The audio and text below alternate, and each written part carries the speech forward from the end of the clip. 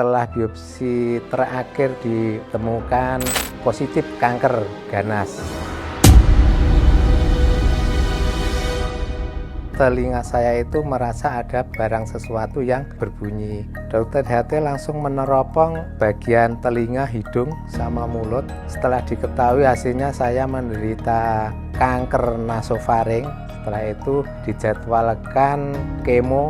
Alhamdulillah saya menggunakan BPJS. Benar-benar tidak mengeluarkan dana sedikit pun. Pelayanan dari petugas rumah sakit baik yang perempuan maupun yang laki sangat bagus. Setiap hari pagi jam 8 udah nengok pasiennya ke sini.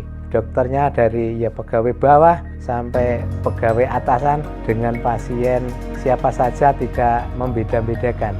Ya, alhamdulillah ini dengan adanya program BPJS ini dapat meringankan beban masyarakat kecil, menengah maupun yang ekonominya bagus lah, seperti itu. Apalagi kalau sudah seperti saya, sakitnya seperti bisa jual tanah dan rumah ya.